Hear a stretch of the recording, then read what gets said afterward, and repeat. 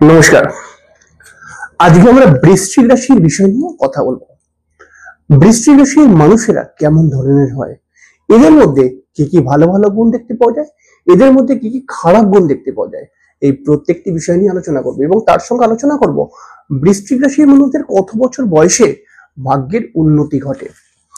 আপনি যদি একজন বৃশ্চিক রাশির মানুষ হয়ে থাকেন তাহলে আজকের অনুষ্ঠানটি কিন্তু অবশ্যই আপনাকে দেখতেই হবে, কারণ এই অনুষ্ঠানটি আপনার জন্য খুব গুরুত্বপূর্ণ হতেই চলেছে। অবশ্যই আমরা অনুষ্ঠানে চলে আসবো। অনুষ্ঠানে আসার পূর্বে প্রত্যেকবার যে কথাটি বলেই থাকি, আপনারা অবশ্যই আমার চ্যানেলটিকে সাবস্ক্রাইব করে বেল আইকনটা ক্লিক করে দেবেন, এটাই আপনার কাছে আমার রিকোয়েস্ট। আমরা সবাই জানি মহারাশির অষ্টমতম রাশি বৃশ্চিক রাশি। বৃশ্চিক রাশির অধিপতি গ্রহ হচ্ছে মঙ্গলদেব এবং বৃশ্চিক রাশির মধ্যে তিনটি নক্ষত্র রয়েছে, বৃষাখা, অনুরাধা এবং জ্যেষ্ঠা। বৃশ্চিক রাশি একটি জলতত্ত্বের রাশি। কেমন হয় বৃশ্চিক রাশির মানুষেরা যদি আমি কথা বলি, তাহলে পারে কিন্তু প্রথমে যেটা বলতে হবে, যেহেতু এই বৃশ্চিক রাশির অধিপতি দেবতা মঙ্গলদেব এবং মঙ্গলদেবকে একটি সেনাপতির সঙ্গে তুলনা করা হয়েছে, তো সেনাপতির আখ্যা দেওয়া হয়েছে। এই কারণে কিন্তু বৃশ্চিক রাশির মানুষরা কিন্তু যথেষ্ট সাহসী, যথেষ্ট বুদ্ধিমান, যথেষ্ট চালাক প্রকৃতির হয়ে থাকে। বৃশ্চিক রাশির মানুষরা কিন্তু সবসময় সাহসের সাথে জীবনে এগিয়ে চলার চেষ্টা করে।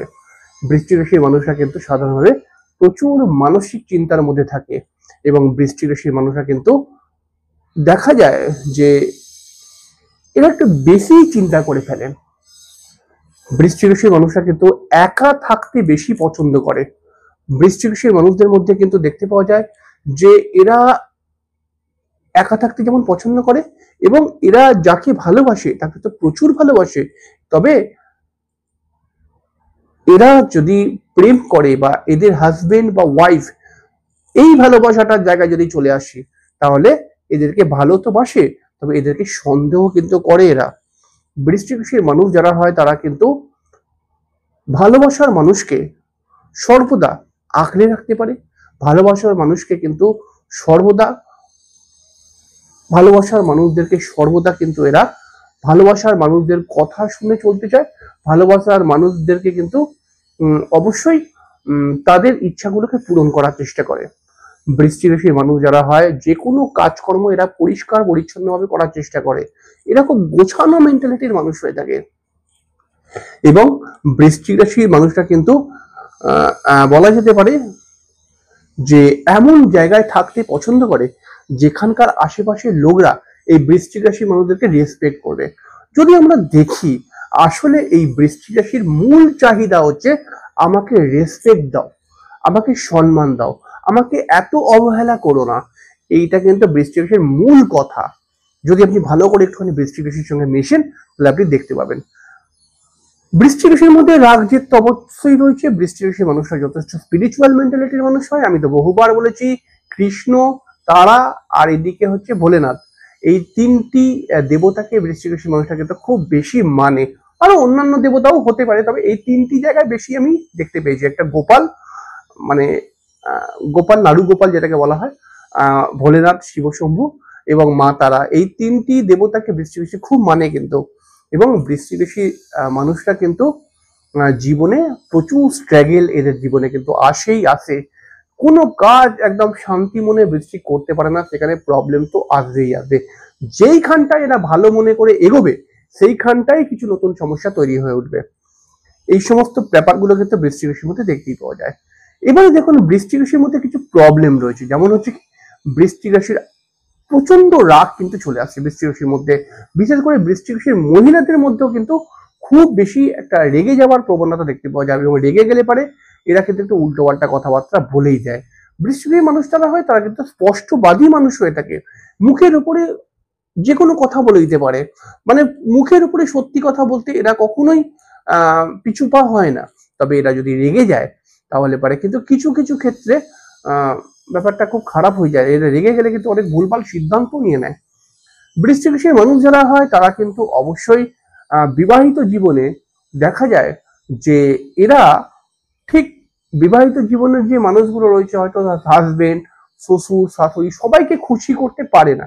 এটা একটা বৃশ্চিক রাশির প্রবলেম। বৃশ্চিক রাশির মানুষরা কিন্তু সাধারণভাবে সবাইকে ভালো রাখার চেষ্টা করে, কিন্তু এই বৃশ্চিক রাশির মানুষদের সঙ্গে যেই সমস্ত শ্বশুর শাশুড়ি হাজবেন্ড বা ওয়াইফ কানেক্ট হয়, তারা না বৃশ্চিক রাশিকে ঠিক এটা পছন্দ করে না, যার ফলে বৃশ্চিক রাশি তাদেরকে খুশিও করতে পারে না। এইটা নিয়ে পারিবারিক অশান্তি তৈরি হতে শুরু হয়। বৃশ্চিক রাশির মানুষরা কিন্তু প্রচন্ড ঘোরাফেরা করতে ভালোবাসে, তবে কম বয়সে বৃশ্চিক রাশি কিন্তু একটুখানি বেশি সাজ পোশাক, একটু বেশি খরচা করে ফেলে, একটু এন্টারটেনমেন্ট করা, হ্যাঁ, এইসবের দিকে কিন্তু একটু বেশি সমস্যা চলে আসে বৃশ্চিক রাশি, মানে খরচা বার্চা বেড়ে যায়। বৃশ্চিক রাশির মানুষ যারা হয় তারা কিন্তু খুব চিন্তা করে বললাম, এবং চিন্তা করে করে মানে এতটাই মানে এরা ডিপ্রেশনের মধ্যে চলে আসে কোনো কোনো সময়, যে ডিপ্রেশনের মধ্যে এরা ডিভোর্স পর্যন্ত করে নেয়। একটা সুন্দর প্রেম করছিল, ডিপ্রেশনে এসে কোনো কথার গ্যারেন্টি নেই, কোনো কথা শুনে তার মধ্যে ডিপ্রেশন এসে একটা সুন্দর প্রেমকে এরা ভেঙে দিতে পারে। শুধু প্রেম নয়, সুন্দর সুন্দর সম্পর্কও ভেঙে দিতে পারে। এমনকি কোনো কোনো ক্ষেত্রে দেখতে পাওয়া গেছে, যেই বাবা মা এই বৃশ্চিক রাশিকে বড় করেছে, সেই বাবা মায়ের উপরেই কোনো বিষয় নিয়ে ডিপ্রেশন এনে সেই বাবা মায়ের সঙ্গেই সম্পর্ক চ্যুত করে দিয়েছে। এটা কিন্তু বৃশ্চিকের জীবনে দেখতে পাওয়া যায়। বৃশ্চিক রাশির মানুষদের মধ্যে কিন্তু এরা যথেষ্ট ভগবান প্রেমী। তো বলছি, প্রথম থেকেই বলছি, ভগবান প্রেমী এরা, কিন্তু এরা ভগবানকে প্রচুর ডাকে।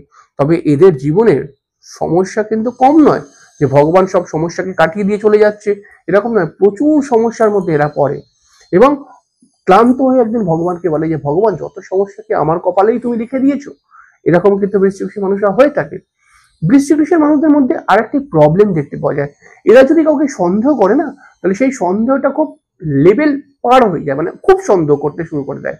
এবং বৃশ্চিক রাশির মানুষরা কিন্তু তার হাজবেন্ডকে, তার পরিবারের লোকদেরকে খুব ভালোবাসে, তাদের জন্য সব করার চেষ্টা করে, কিন্তু তাদের সঙ্গে এমন মাঝে মধ্যে কথা কাটাকাটি তৈরি করে ফেলে, যেটা একটা সমস্যার জায়গা তৈরি হয়ে যায়।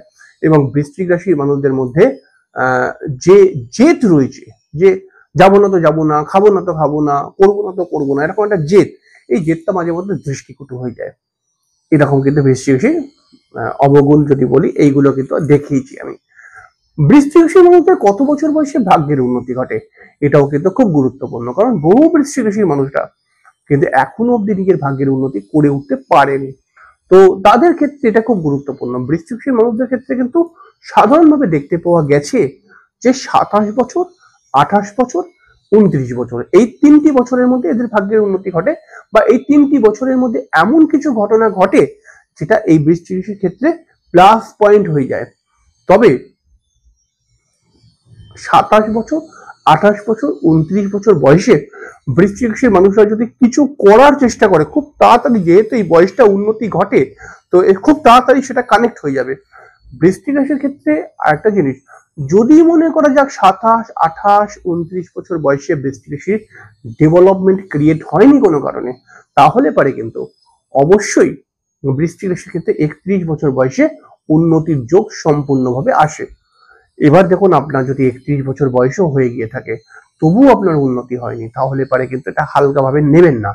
এটা কিন্তু আপনার জন্মছকের মধ্যে কোনো প্রবলেম রয়েছে, এমন কিছু বড় প্রবলেম হয়ে রয়েছে, যেটা কিন্তু আপনাকে উন্নতিই করতে দিচ্ছে না। এর জন্য প্রয়োজন আপনি সঠিক অ্যাস্ট্রোলজারের সঙ্গে যোগাযোগ করুন, সঠিকভাবে নিজের জন্মছকের প্রতিকার করুন। দেখুন, 5-6 মাসের মধ্যে আপনিও ডেভেলপ করতে পারবেন, আপনিও অনেকটা উন্নতির শিখরে পৌঁছে যেতে পারবেন, খুব তাড়াতাড়ি নিজের জীবনকে পরিবর্তন করে ফেলতে পারবেন।